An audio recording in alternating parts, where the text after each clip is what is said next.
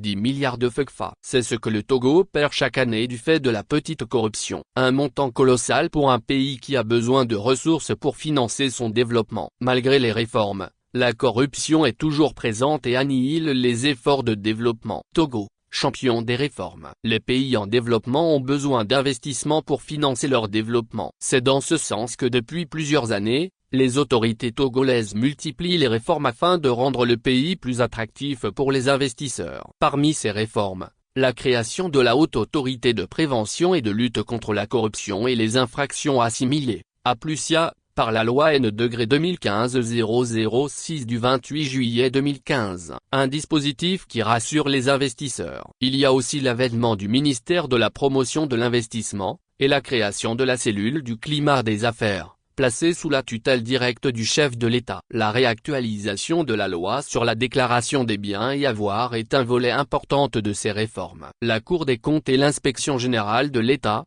IGE, constituent, entre autres, des instruments de lutte contre la corruption. Et ces réformes portent leurs fruits. Selon le ministère chargé de la promotion des investissements, le Togo a reçu près de 191 milliards FCFA d'investissements directs étrangers, ID, en 2019, et plus de 352 milliards en 2020. Une tendance haussière. Tous ces investissements seront improductifs si la corruption n'est pas combattue. Des allégations de corruption. Parmi les affaires traitées par la APLUSIA, se trouve le dossier de la route nationale N-34 Lomé-Vaughan-Enfouin dont les travaux commencés en 2014 n'ont pu s'achever qu'en 2021. Avec 57 milliards FCFA d'investissement contre 36 milliards initialement prévus. C'est un projet qui avait connu d'énormes difficultés, concède le Premier ministre, Madame Victoire Toméga-Dobé, lors de sa visite du chantier, le 11 novembre 2020.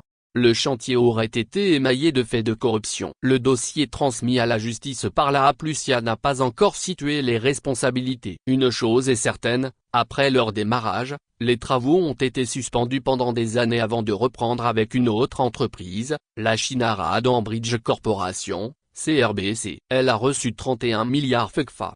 26 milliards avaient été débloqués au profit de Seco BTP qui n'a pu finir les travaux. Pendant les années d'arrêt des travaux, les riverains et tous ceux qui empruntent cette voie ont été malheureusement impactés. Rallonge du temps du trajet, augmentation officieuse des frais de transport, embourbement des voitures en saison des pluies et nuages de poussière en saison sèche, etc. Nous sommes allés à la rencontre d'usagers qui racontent ce qu'ils ont vécu. Aujourd'hui, la route est très bonne. On arrive à Lomé facilement. Quand je commence ma journée tôt, je peux faire jusqu'à 3 allers-retours. Le marché de Vaughan aussi s'anime mieux. Se réjouit un chauffeur surnommé ''. Autrement ''. Avant, c'était tout simplement un calvaire. J'ai beaucoup dépensé dans les réparations de ma voiture, se plaint-il. Beaucoup de ressortissants de la préfecture de Vaud ont abandonné la nationale N-34 au profit de la nationale N-2 Lomé à Néo, afin d'éviter la boue ou la poussière. C'est le cas M. Akakpo Adanto, originaire du village de Votokpli dans la commune Vaud 1. C'était une route poussiéreuse et en très mauvais état. Je l'ai empruntée une fois et je n'y suis plus retourné, jusqu'à la fin des travaux, se souvient-il. L'état de la route constituait aussi un frein aux activités de Dame Logo Afiwa, commerçante habitant le village de Oba, à environ 5 km du centre-ville de Vaughan. On avait beaucoup de difficultés à écouler nos produits à cause de l'état de la route. J'étais obligé de vendre mon gari, mes huiles, mes céréales et mes volailles au marché de Togoville, environ 8 km de distance, ND et LR, au lieu de venir à Lomé où je pouvais les vendre plus cher, explique-t-elle. L'arrêt des travaux de la route Lomé-Vaughan-Enfouin a impacté les activités économiques des populations. Au-delà du fait que le projet financé n'est pas réalisé, les fonds auraient pu servir à satisfaire d'autres besoins. La corruption engendre une double perte pour le développement. Le double impact de la corruption sur le développement. Dans le budget citoyen exercice 2024, le gouvernement a annoncé la construction de 514 salles de classe pour un coût estimatif de 4 milliards FCFA. Cela revient à environ 7,8 millions FCFA par salle de classe an. Avec les 26 milliards initialement débloqués pour la route Lomé-Vaughan-Enfouin, on peut construire 3333 salles de classe à raison de 50 élèves par salle de classe, ce sont près de 170 000 bénéficiaires. Il est également prévu des repas de cantine scolaire pour plus de 160 000 élèves. Le budget est de 2,376 milliards FECFA, soit environ 15 000 FECFA de dépenses pour chaque bénéficiaire. Avec 26 milliards FECFA, l'État peut assurer la cantine scolaire à 1,5 million d'élèves durant toute une année scolaire. C'est la moitié du nombre d'élèves enregistrés pour l'année scolaire 2024-2025. En matière de santé, le gouvernement prévoit la prise en charge des enfants souffrant de malnutrition aiguë. Pour le budget 2024, les autorités envisagent des dépenses à hauteur de 138 millions de FCFA pour 34 249 enfants. Si l'État récupère les 600 millions de FCFA de dépenses injustifiées des fonds alloués pour la CAN 2017, il pourrait prendre en charge 3 fois plus d'enfants, ou garantir le financement pour 3 années consécutives.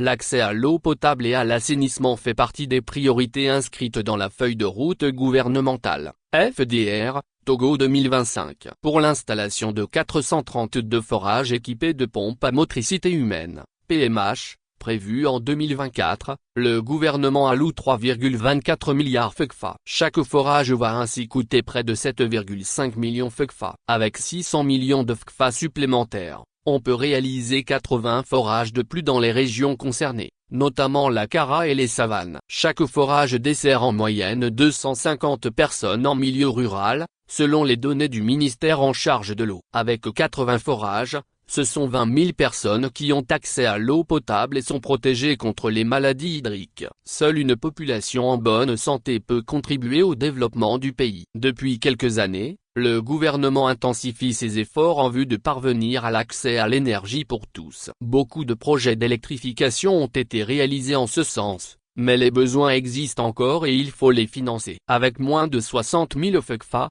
prix subventionnés et payables en 36 mensualités, près de 200 000 foyers vont bénéficier de kits solaires à l'horizon 2025. Avec 26 milliards FECFA, il y aura 2 fois plus de bénéficiaires avec la possibilité d'une prise en charge totale par l'État. Un autre pan important du développement reste la connectivité entre les localités. En 2024, 53 milliards de FECFA ont été investis dans l'extension du réseau routier avec la réalisation de 4000 km de pistes rurales. Cela facilite l'accès des populations rurales aux services socio-économiques de base, et l'écoulement des produits agricoles. Sans ces pistes, beaucoup de producteurs ne pourraient acheminer leurs produits jusqu'au marché, risquant ainsi de les perdre comme c'est souvent le cas. De l'agriculture, au tourisme en passant par la transformation digitale, le sport, la culture, la justice, l'enseignement supérieur, etc. D'énormes investissements sont nécessaires. Chaque franc CFA détourné est une façon de dépouiller l'État et condamner ses citoyens à la pauvreté. Sans oublier la petite corruption qui prive l'État de près de 10 milliards FECFA par an. La corruption est un cancer qui ronge le développement et impacte tout le monde. Raison pour laquelle le président de la Aplusia, M. Abba Kimel Balou a pu déclarer lors d'une récente interview: tout le monde souffre des méfaits de la corruption.